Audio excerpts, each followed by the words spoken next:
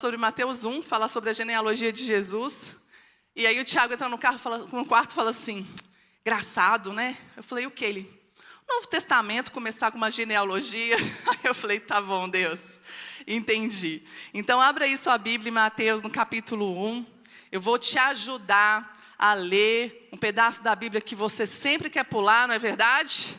Quem diz que é verdade diz amém. Vou te ajudar a ler a genealogia. Você nunca mais vai pular a genealogia. Mas que esteja ali, você vai falar assim, Senhor, vai falar comigo através dessa palavra. Mateus capítulo 1, a partir do versículo 1, diz assim.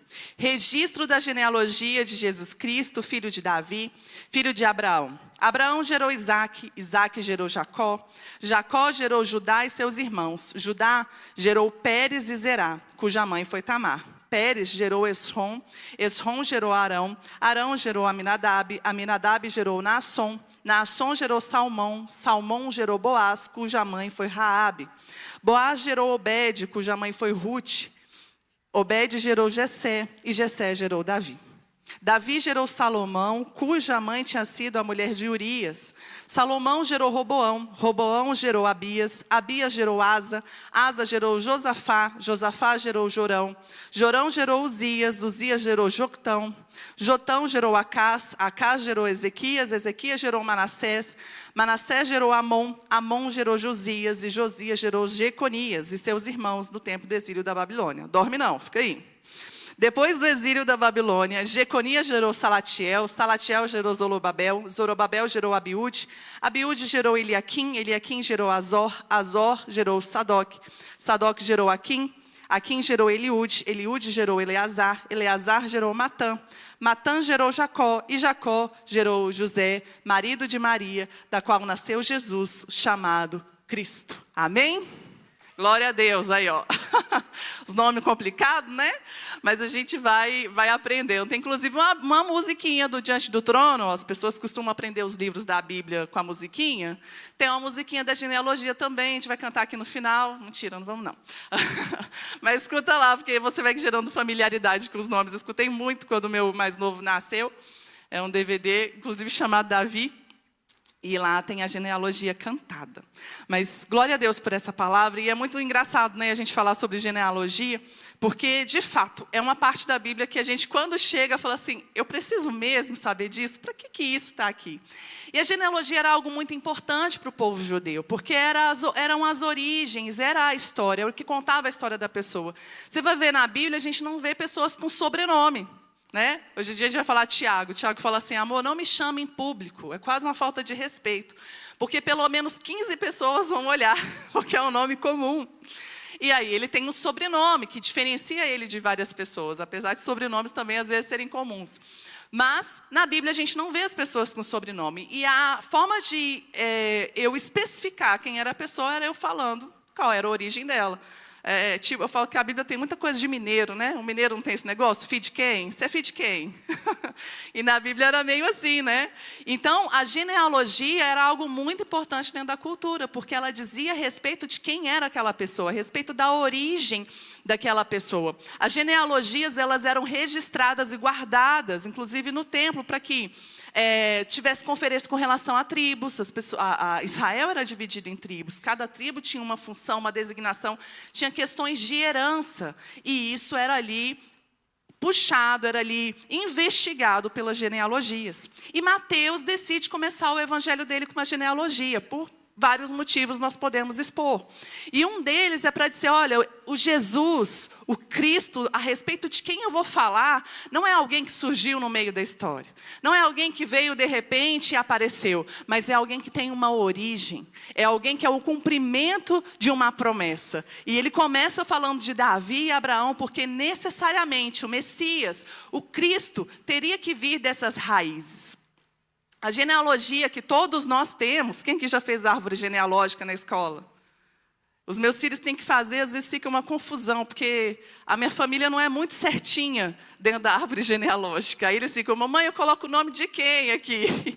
E aí eu tenho que explicar, e no final vocês vão entender por quê. E eu tenho que ficar explicando algumas histórias. Mas nós também temos a nossa genealogia, nós também temos as nossas origens. E todos nós, dentro de quem nós somos uma construção daquilo que nós vivemos.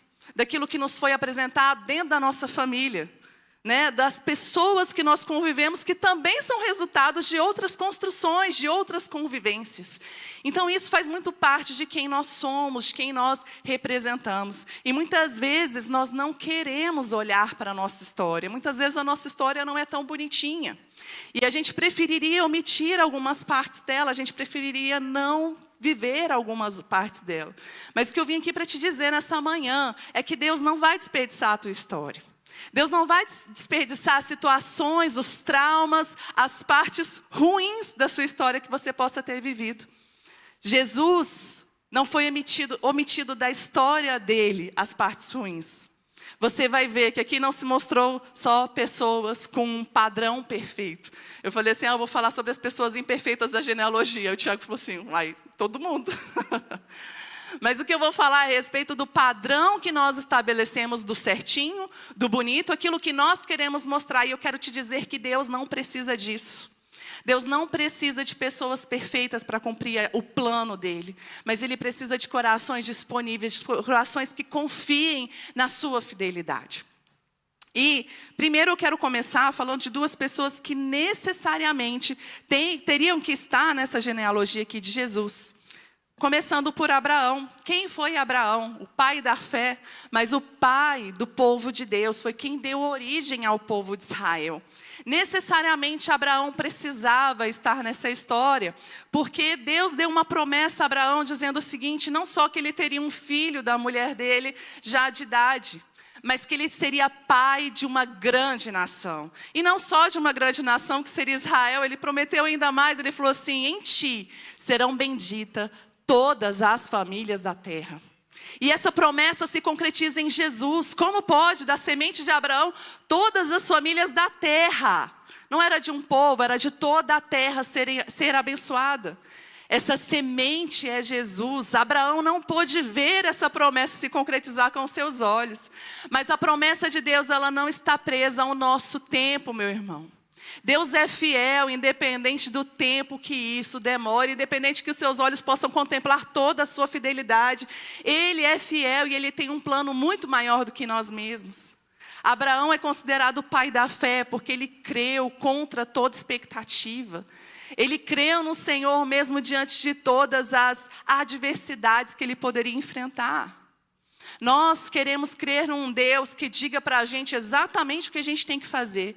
E exatamente o que vai acontecer depois que a gente fizer. Mas Deus virou para Abraão e falou assim, Abraão, sai da sua terra, do meio dos teus parentes e vai. Mas vou para onde, Senhor?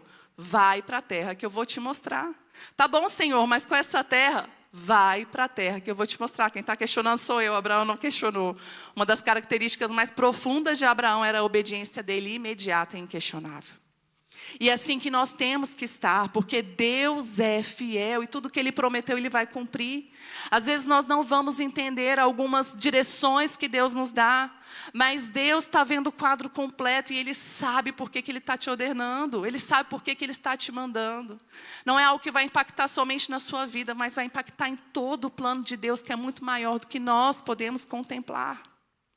Tem uma música que eu gosto muito, que ela se chama O Tapeceiro. É do João Alexandre. E ela vai falando sobre o tapeceiro. Quando o tapeceiro está ali fazendo tapete, a irmã conhece, né? Quando o tapeceiro está ali fazendo tapete, o tapete ele é feito do avesso.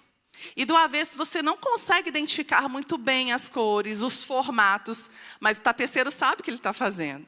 E se você olhar um tapete durante a construção dele, você vai achar que ele é feio, você vai achar que ele está meio torto. Mas quando o tapete está pronto e que vira, você vê que ele é maravilhoso. E nós temos essa perspectiva ainda limitada, mas Deus tem a perspectiva completa, Ele sabe o que está fazendo. E Ele deu uma promessa a Abraão, e essa promessa foi cumprida em Jesus. Em Jesus nós somos abençoados. Em Jesus nós somos esse povo da terra que seria abençoado através de Abraão. A promessa se cumpriria no povo de Deus. Mateus, que escreveu esse evangelho, era um discípulo de Jesus, era um coletor de impostos. E ele estava escrevendo para o povo judeu, para nós que recebemos essa palavra, mas o foco dele era direcionado para o povo judeu. E ele precisava falar assim, olha povo, Jesus, esse Salvador, é do seu povo, é do povo de Deus, é da promessa que Deus fez. Outra pessoa que necessariamente tinha que constar aqui nessa genealogia é Davi, o rei Davi. Deus deu uma promessa a Davi também e falou que o trono jamais sairia das mãos de um descendente de Davi. Está lá, deixa eu dar a referência para vocês. Está lá em Samuel 7, em Jeremias 33, 17 também diz. Porque assim diz o Senhor, Davi jamais deixará de ter um descendente que se assente no trono de Israel. Isso foi feito, essa promessa foi feita milhares de anos antes de Jesus. E foi feita uma promessa eterna. Como que é possível uma promessa desse tamanho se cumprir? Humanamente é impossível. A gente sabe que o povo de Israel foi feito cativo mais de uma vez. Foi disperso por toda a terra. Como que a gente poderia imaginar que essa promessa iria se cumprir? Que um descendente de Davi iria reinar no trono para sempre. E o que aconteceu? Jesus veio da semente de Davi. E Jesus é o nosso rei. Não um rei terreno, não para um governo terreno, mas o rei dos reis e o senhor dos senhores que veio para governar a nossa vida. Quando a gente olha da perspectiva apenas natural, queridos, a gente pode perder muitas das coisas que Deus está fazendo. Se você olhar só da perspectiva natural, essa promessa se frustrou, porque Israel nem rei tem mais hoje. Mas Deus estava falando uma perspectiva espiritual. E nós precisamos entender quando Deus fala conosco qual é a perspectiva que Ele está falando no nosso coração. Muitas vezes Deus nos faz promessas e a gente quer concluir o caminho pelo qual essa promessa vai acontecer. E a gente perde a promessa de Deus, a gente perde a concretização dela, porque a gente está preso apenas a um formato. Não, Deus me falou isso, então tem que acontecer assim, assim, assim. Querido, Deus não tem compromisso com as nossas expectativas. Deus tem compromisso com a palavra dEle. Ele zela para cumprir a palavra dEle. É na palavra que nós temos que nos apegar.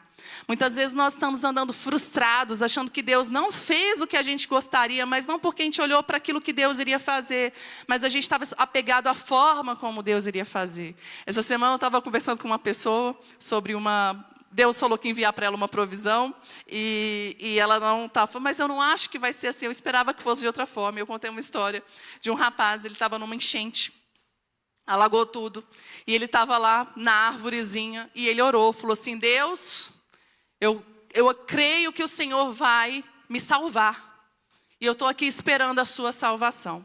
E de repente passou uma pessoa no barquinho e falou: vem, entra no barco. E ele falou assim: não, eu orei, Deus vai me salvar. E a pessoa foi embora.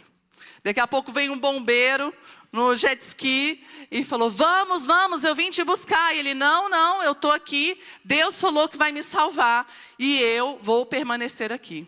De repente chegou um helicóptero, jogou a corda para ele, e a situação cada vez mais se apertando, e jogou a corda para ele, falou: pega na corda, entra no cesto, a gente vai subir você. Ele falou: não precisa, porque Deus falou que vai me salvar. E de repente, a enchente aumentou ainda mais. Esse homem morreu afogado. E aí ele chega lá no céu, indignado, e fala assim: Senhor, mas eu orei, o Senhor não falou que ia me salvar? Falou: meu querido, eu mandei um barco, um jet ski, um helicóptero, você queria mais o quê?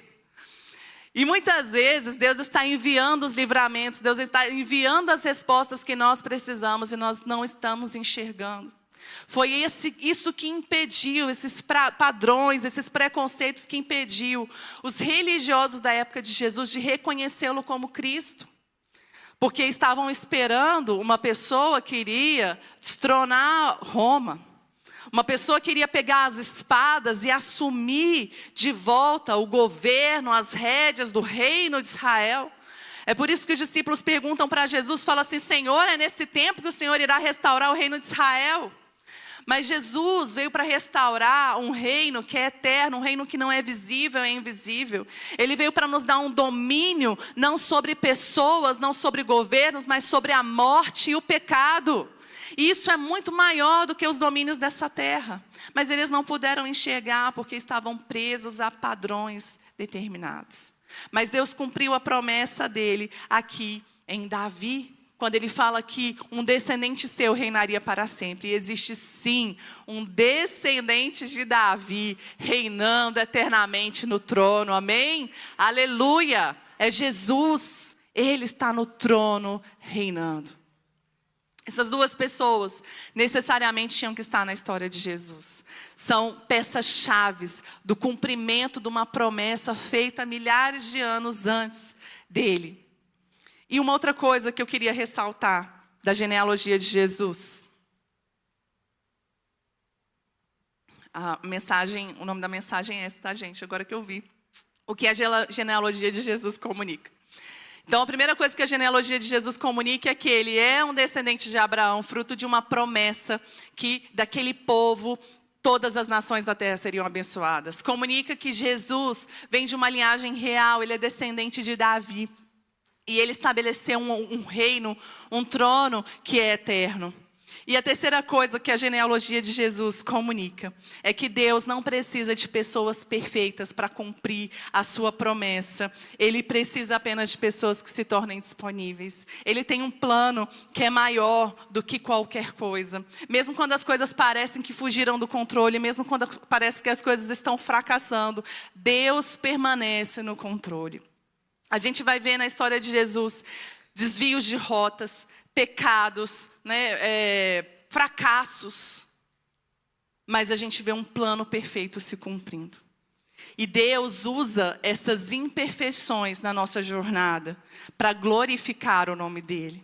Existem, de repente, pecados que aconteceram na sua família ou na sua vida, dos quais você preferia esconder. Mas eu quero te dizer que Deus vai remir, vai santificar todas essas experiências para a glória dEle. Às vezes a gente olha para a nossa vida e fala assim, se esse mal não tivesse acontecido, eu não estaria aqui hoje, como se o mal ou o pecado fossem necessários.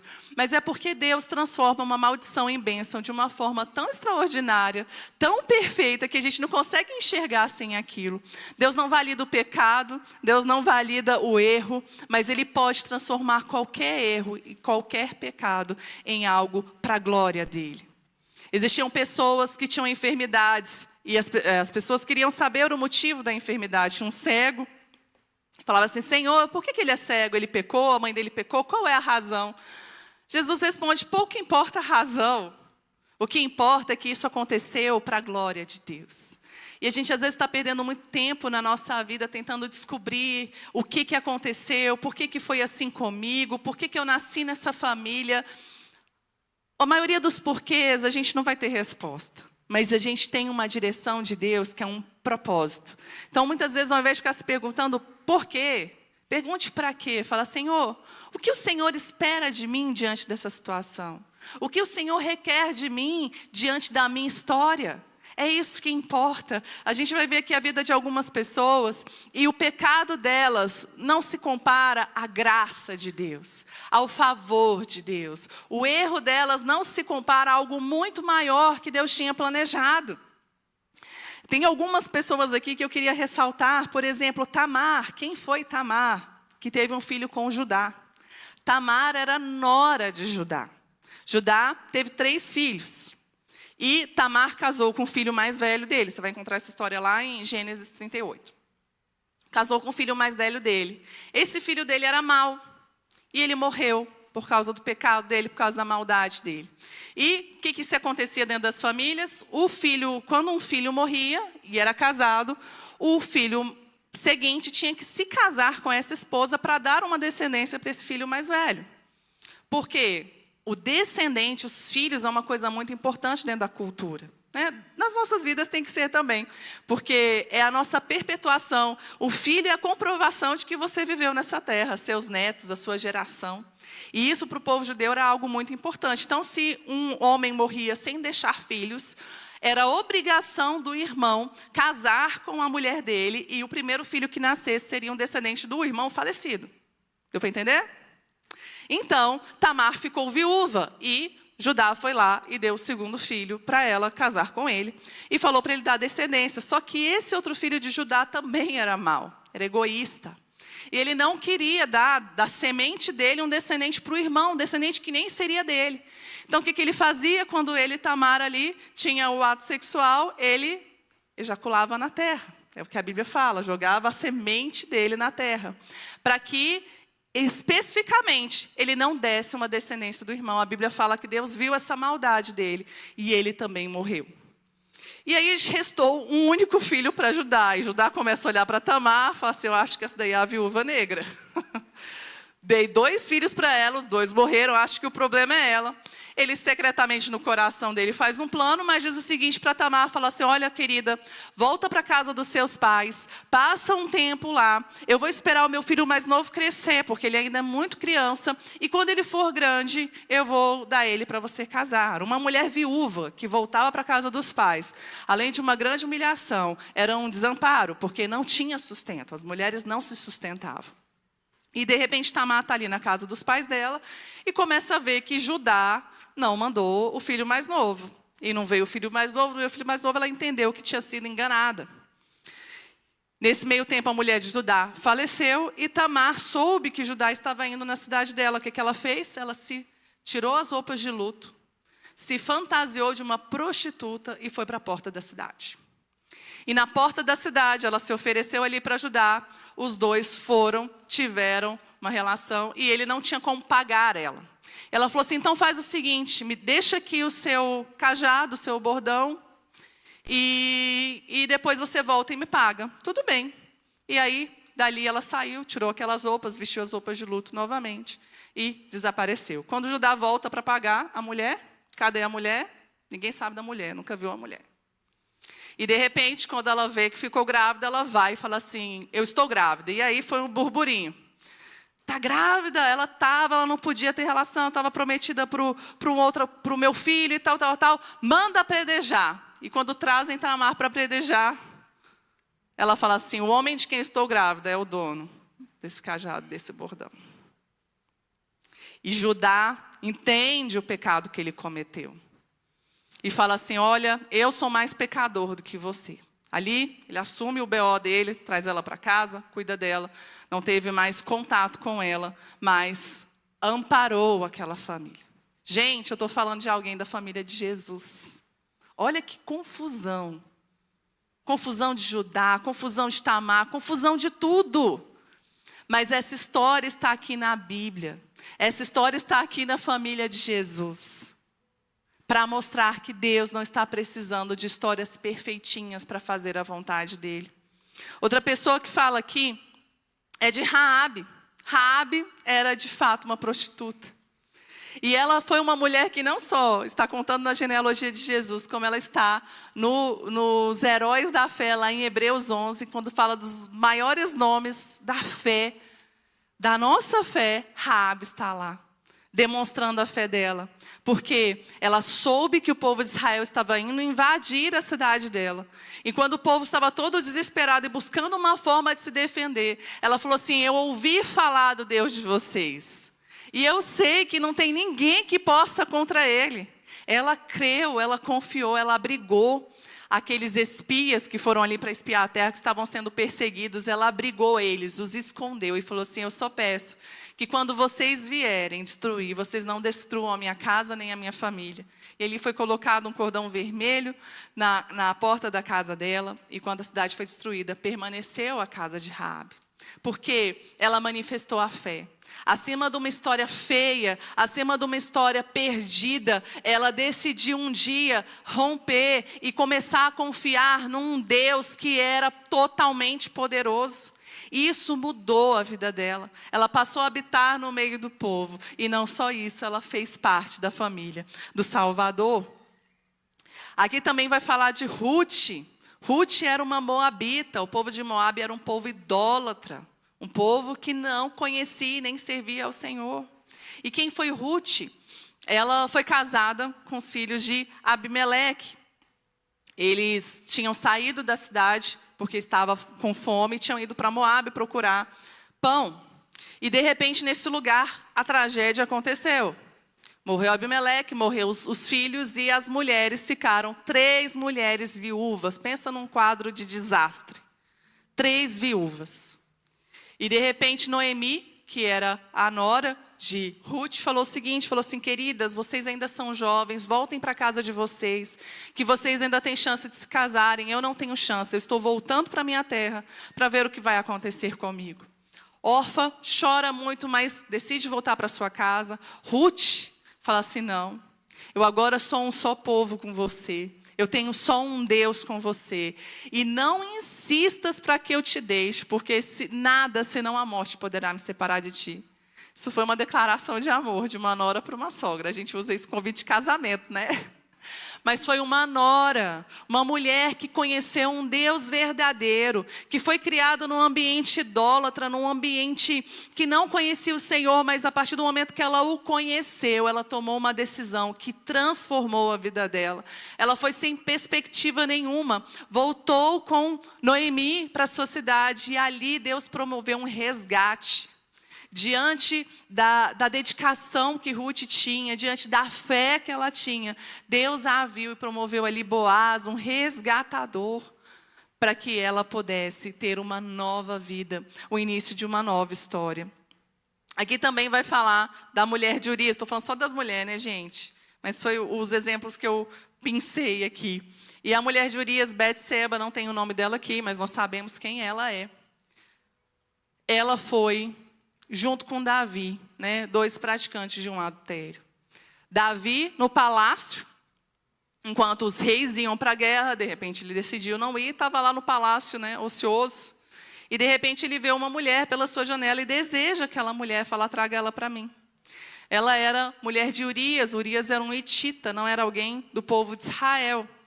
Era alguém que decidiu sair do seu povo e lutar com Israel, fazer parte. E Betseba estava ali, e de repente Davi traz ela,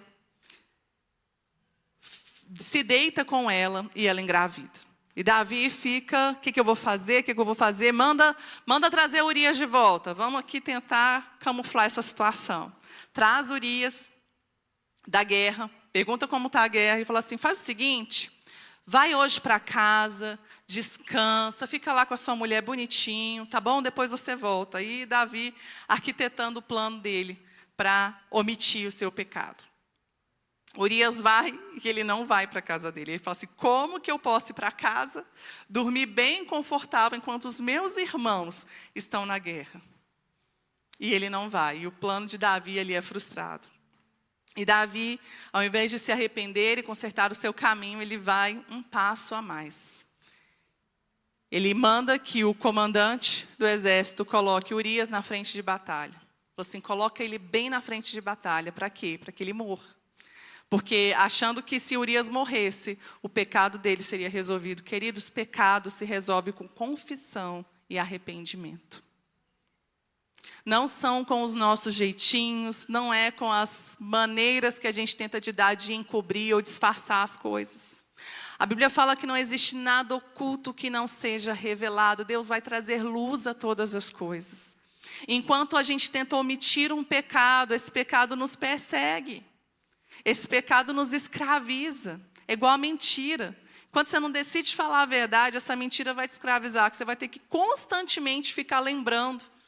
Opa, qual foi a história que eu contei? Como é que eu falei? Nossa, para fulana eu falei isso, para Beltrana eu falei aquilo. É um esforço constante. Uma vez eu ouvi dizer que a mentira é a coisa mais desgastante que existe na vida. Você se esforça tanto para não sofrer uma consequência, de repente, de um erro que você cometeu. E isso está te custando muito mais do que a consequência desse erro. Pecado se resolve com arrependimento, confissão. Deixa. Existe perdão. Existe um caminho, existe uma restauração. Nós não precisamos ser escravos dos nossos erros. Deus já sabia que nós iríamos falhar e mesmo assim Ele decidiu nos amar. Mesmo assim Ele nos escolheu. Falhou, para, resolve, confessa, embuda. Vive essa liberdade que é andar na verdade, andar em santidade. E então, Davi vai lá, o plano dele dessa vez dá certo e Urias morre.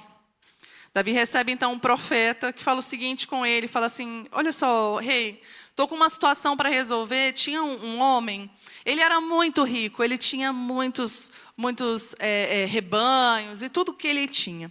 E tinha um outro homem que ele era muito pobre, ele só tinha uma ovelhinha, a única coisa que ele tinha. E de repente esse homem rico foi receber alguém na casa dele, e ele falou assim: eu quero o cordeirinho, eu quero a ovelha daquele homem, que só tem uma, mas eu quero a dele. Eu tenho várias, eu tenho tudo à minha disposição, mas eu estou querendo a dele. Davi se indigna. Quem é esse homem? Traga ele aqui. E de repente o profeta Natan fala: esse homem é você. Davi então se enxerga. Davi então percebe, ele fala assim: grande foi o pecado que eu cometi. Eu pequei contra ti, Senhor, e só contra ti eu pequei. Hoje de manhã estávamos falando aqui sobre maturidade. E um dos sinais de maturidade é isso: você entender, reconhecer o seu erro. Parar de ficar apontando pessoas ou situações para justificar as suas falhas. Mas olhar para Deus, porque vai ter solução. Enquanto você não reconhecer o erro, não reconhecer as suas falhas, não existe solução. Não existe caminho, porque você não vai saber. Você não vai saber que é você, então você não vai mudar. Gente, é muito mais fácil nós andarmos pelo caminho da solução do que ficar tentando andar pelo caminho de encobrir. Então Davi ali se rasga diante de todas as pessoas. Ele não mandou, né? Não fez de forma oculta. Mas ele, diante de todo mundo que estava ali, ele chorou e se arrependeu. Outros exemplos aqui, talvez a gente não saiba, não porque não tenha acontecido, né? Mas é porque não dá para colocar todas as histórias. Mas nós podemos ter certeza que cada pessoa que está aqui nessa história teve as suas falhas, teve os seus erros, teve os seus acidentes de percurso, teve os seus pecados intencionais. Mas Deus não tirou eles da promessa. Porque Deus está mais interessado em que o que você vai fazer depois disso do que com aquilo que aconteceu. Algumas coisas são inevitáveis, algumas coisas não fomos nem nós que escolhemos acontecer na nossa história.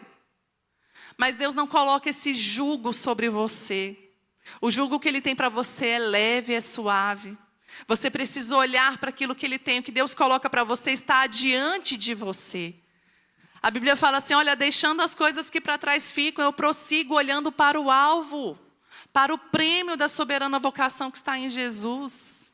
A Bíblia fala que as coisas velhas se passaram e tudo se fez novo. Deus tem disponível para a gente uma nova história, um novo caminho, um lugar de perdão e de restauração. Se livre dessas amarras do passado que estão te prendendo, que estão te acusando dia a dia e fazendo você acreditar que você não é digno do amor de Deus, que você não é digno de viver uma história em Deus. Deus tem um plano muito maior, uma misericórdia muito maior do que qualquer erro, do que qualquer pecado. Amém? Temos aqui também o rei Asa. E esse daqui fez tudo certinho. A história dele está lá em 2 Crônicas, do capítulo 14 ao capítulo 16. E o rei Asa foi alguém que, diante de tantos reis, a gente vai ver na história, reis que temiam ao Senhor, esse fez o que o Senhor aprova, andou nos seus caminhos e tudo, daqui a pouco vem outro e esse fez o que o Senhor desaprova e ergueu altares. E Asa foi alguém que a Bíblia fala que fez o que o Senhor aprova. Ele destruiu os ídolos que existiam em Israel. Ele colocou o nome do Senhor no lugar que Ele tinha, restaurou o que precisava ser restaurado, tirou os utensílios de ouro, de prata que estavam nos templos dos ídolos e trouxe para a casa de Deus. Ele depôs a avó dele, porque a avó dele tinha construído um poste ídolo em Jerusalém, e ele foi lá e depôs ela. Porque ele era alguém que estava com o coração totalmente em Deus. Buscava o Senhor na frente de batalha. Ele certa vez tinha um exército de 300 mil soldados. Ele foi invadido por um exército de 1 milhão de soldados. E ele buscou o Senhor e o Senhor deu livramento. Como? A mão de Deus. Mas porque ele estava com o coração no lugar certo, no lugar de dependência. Mas certa vez ele foi ameaçado pelo rei da Síria. E ao invés de ele buscar o Senhor, o que ele fez? Ele foi fazer negociações políticas. Ele falou assim: olha, eu faço isso aqui, você me dá aqui, eu tomo lá, dá cá, e a gente resolve o nosso problema. E um profeta veio adverti-lo e falou assim: olha, você não agradou o Senhor, porque ao invés de você buscá-lo, você agiu com a sua própria força.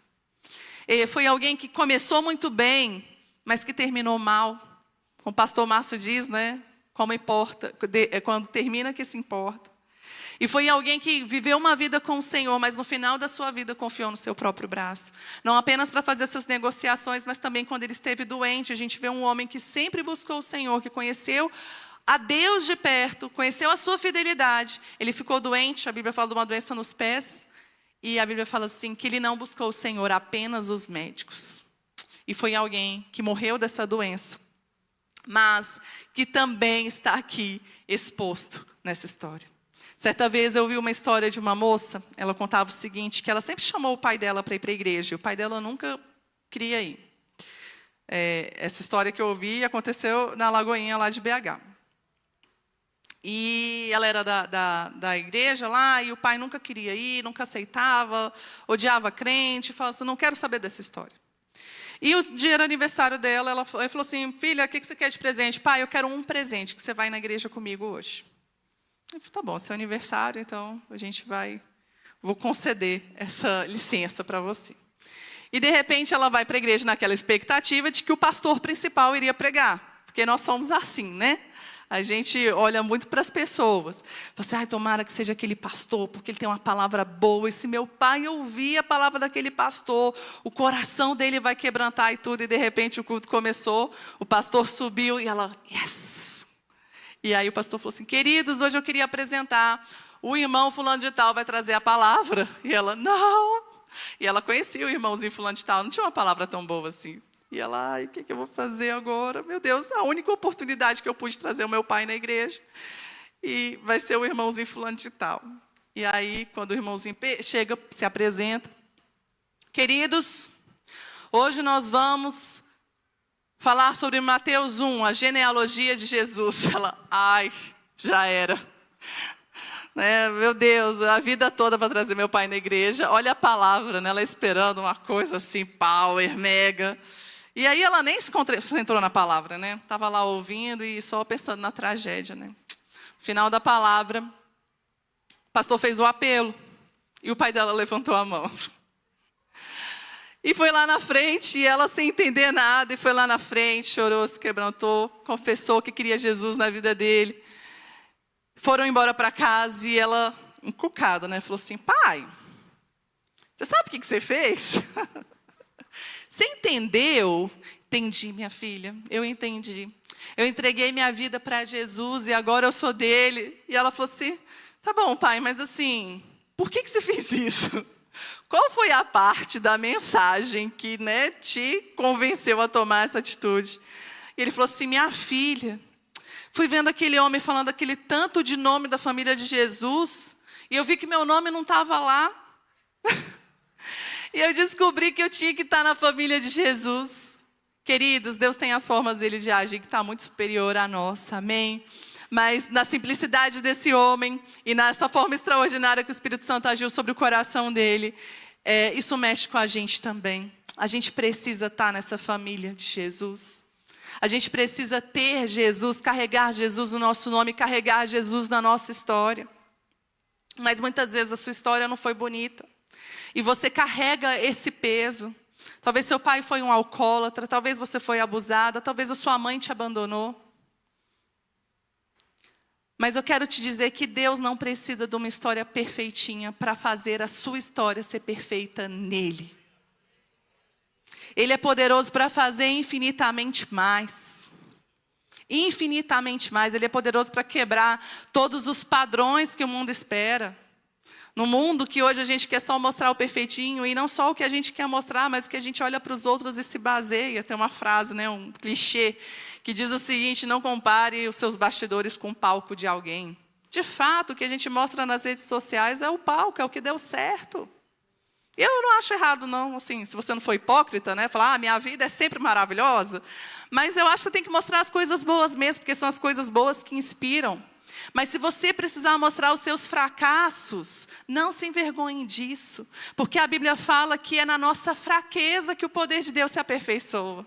É a nossa fraqueza, as nossas debilidades que ressaltam o poder de Deus em nós. Não são as minhas habilidades, não são as minhas capacidades, não é eu poder bater no peito e falar que sempre deu certo.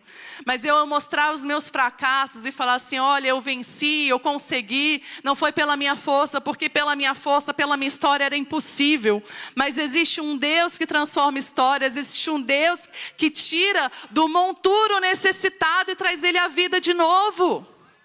É esse o Deus que nós servimos, não importa, meu querido, se você está vivendo hoje uma história, talvez você seja a mancha da sua genealogia. Talvez foi você que falhou, talvez foi você que cometeu um pecado grave. Mas Deus não é um pai que está à porta com a cinta na mão te esperando. Mas quando o filho pródigo saiu e fez o que fez, ele pediu uma herança antecipada. Você pediu uma herança antecipada, você está dizendo para o seu pai, pai, para mim, você já morreu, me dá o que você pode me oferecer de bom, porque eu estou indo embora. E depois dele ter gastado tudo, depois dele ter quebrado a cara lá fora, depois dele estar junto com os porcos, querendo comer a comida dos porcos. Ele não estava comendo a comida dos porcos, não, ele estava querendo comer o que os porcos comiam. Ele falou assim, por que eu estou nessa situação? Ele caiu em si. Muitas vezes está precisando de nós esse momento de cair a ficha, de cair em si. E você perceber que você não está vivendo a vida que Deus planejou para você. Ele falou assim, enquanto meu pai tem riquezas, tem tudo, os funcionários do meu pai vivem melhor do que eu. Por que eu estou aqui vivendo a situação e caindo em si? Ele se levantou e voltou para o seu pai.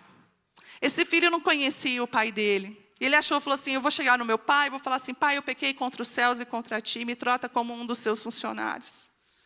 Mas aquele pai não estava ali na porta pronto para castigá-lo, pronto para julgá-lo pelo erro que ele cometeu, mas estava ali pronto para restaurá-lo. Esse é o nosso pai. Esse é o nosso pai. Deus não te escolheu porque você faz as coisas certas. Deus te escolheu porque Ele decidiu te amar. E você não tem nada que você faça para Deus te amar mais. Não tem nada que você faça para Deus te amar menos. Essa semana ali no grupo de voluntários eu falei com os queridos sobre umas situações com as crianças, né, do Kids. E eu fiz um pedido. Faço para vocês também. Nunca vincule o comportamento de uma criança ao amor de Deus. Nunca olhe para uma criança e fale assim, Deus não gosta de criança que mente. Deus não gosta de criança que faz bagunça. Mentira. Deus nos ama. Não é porque a gente faz as coisas certas, porque a gente nunca vai conseguir fazer as coisas certas. E muitas vezes a criança que ouviu isso foi você. Isso está te impedindo em se relacionar com esse amor de Deus. Então quer dizer que eu posso fazer tudo errado, Deus vai continuar te amando? Vai. Só que você vai viver as consequências desse pecado.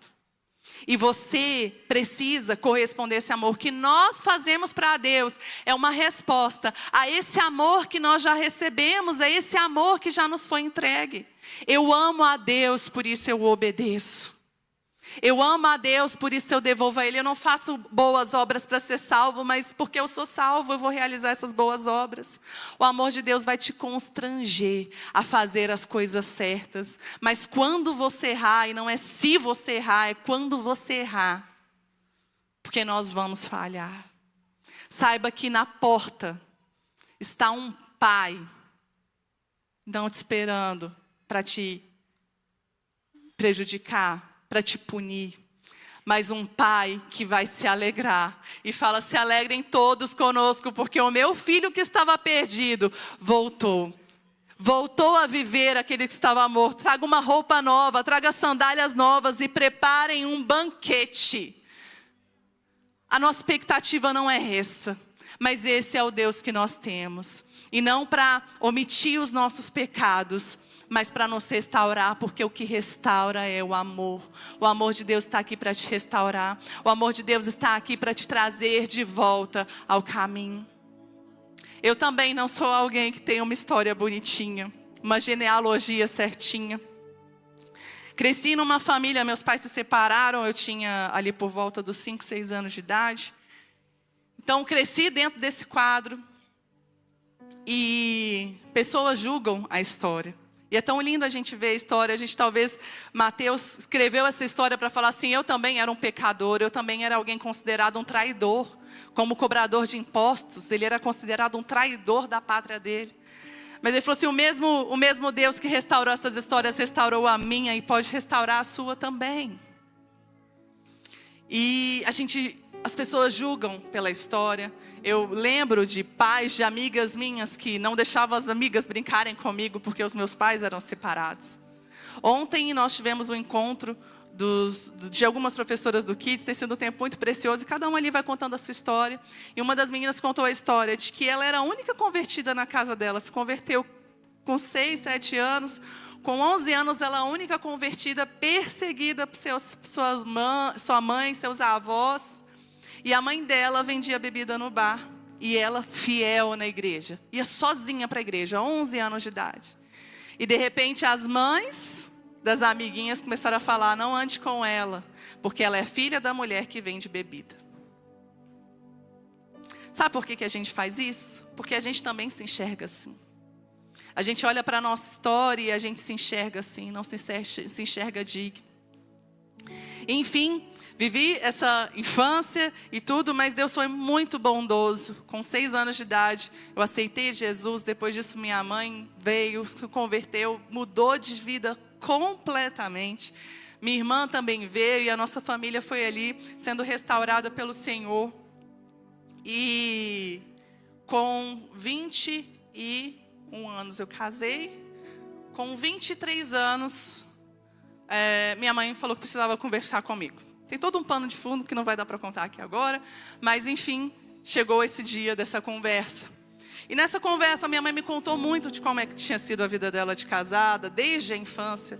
Meu avô era uma pessoa muito cruel, batia nos filhos, espancava os filhos. A minha avó também. Minha mãe cresceu dentro desse ambiente turbulento. E o que ela pôde fazer para sair de casa, ela fez. Viveu também um casamento muito turbulento. E dentro dessa turbulência toda, ela teve que sair para trabalhar. Saindo para trabalhar, ela conheceu uma pessoa que também era casada. E os dois tiveram um caso. E desse caso, minha mãe engravidou de mim. Depois de 23 anos, eu estava ali de frente com a minha história. Que não era só uma história de alguém que tinha crescido num lar desestruturado, mas de alguém que tinha sido fruto de um adultério. E Deus foi assim, maravilhoso, porque quando Ele trouxe isso a mim, eu já estava casada, já tinha o meu filho, e estava firme com o Senhor. Isso me deu muita paz em Deus, porque eu sabia que independente da história, Deus estava comigo. No meio disso, eu também pude saber que minha mãe ficou muito desesperada. E ela chorava muito. Minha avó achava que ela estava desesperada por conta da situação financeira. Fez um chá. Falou assim, toma esse chá e acaba com essa história. Minha mãe disse que olhava para o chá e não teve coragem. Mas, por outras vezes, minha mãe tentou tirar o bebê. Minha mãe tentou que o bebê não sobrevivesse, né? Lutando ali contra ela. E algo que poderia ser tão cruel, tão difícil para mim, quando ouvi isso, foi tão feliz. Porque eu olhei para a minha história e falei assim, meu Deus, minha mãe não me quis, à época. Meu pai não me quis, mas Deus me quis. E isso foi suficiente. Porque Deus tem uma história para você. E não é uma história que Ele está construindo hoje, agora. Mas é uma história que Ele começou a construir quando você era um embrião, quando era alguém informe dentro do ventre da sua mãe. E Ele só precisa que você reconheça isso. Ele só precisa que você tenha essa fé de saber, existe um Deus que pode transformar histórias. Existe um Deus que pode transformar um passado que eu não posso mudar, Mas Ele pode fazer com que esse passado seja algo bom para mim. Ele pode fazer com que todas as coisas trabalhem juntamente para o bem daqueles que amam a Deus. Deus está aqui te falando que Ele pode mudar a sua história.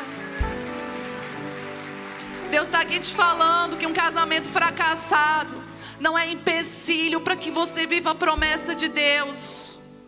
Deus está aqui te falando que uma vida financeira frustrada não é impedimento para que você se levante e fale que Deus é bom. Pais que não te assumiram, abusos que você possa ter sofrido, Deus é maior do que a sua história. Deus é maior do que os seus pecados. A Bíblia fala que aonde abundou o pecado, Deus faz fazer superabundar a graça. Você está preso numa lama de pecado, meu querido. A graça de Deus vai ser muito maior do que esse pecado. O poder de Deus vai ressaltar ainda mais diante das suas fraquezas. Se coloque de pé.